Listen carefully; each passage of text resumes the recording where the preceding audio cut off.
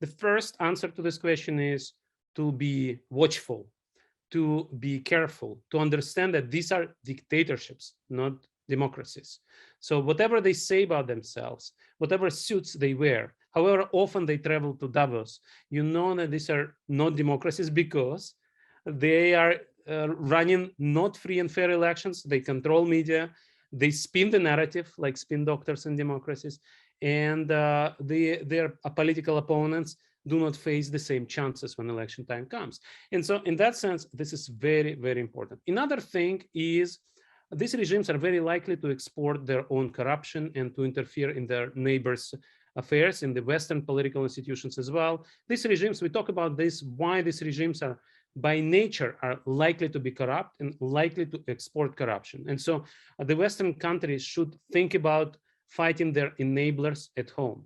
So you should understand that whatever happens to this export of corruption, the spin dictators are doing well. So if corruption is not uncovered, their enablers help change Western policies towards those dictators.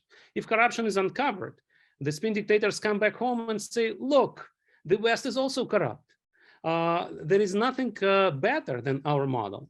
We may be imperfect democracy, but the West is a corrupt democracy as well. And so whenever there is a narrative which helps them, that is something that should focus the minds of the West.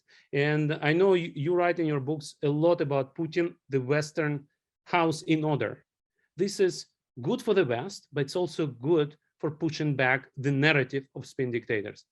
You have inequality, discrimination, problems at home. That's good for spin dictators' narrative in their countries. And so putting your own house in order actually helps to win that war. And another front line that we discuss in the book is international organizations.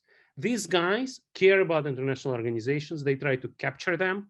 We recently saw the role of Erdogan in NATO and Orban in the European Union.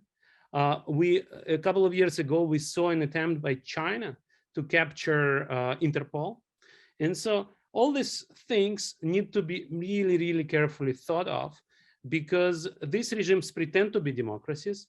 And so they try to abuse the tools of democratic, liberal, rule-based global order.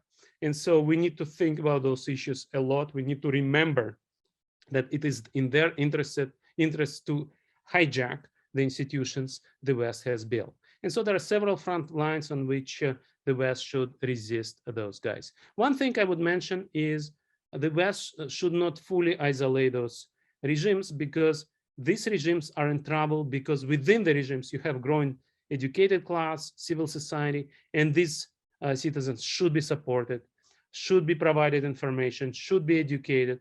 That is eventually the root of their own decline, the root of the decline of the spin dictators. And in that sense, engagement with the civil society in those countries, wherever possible, whenever possible, is a great idea.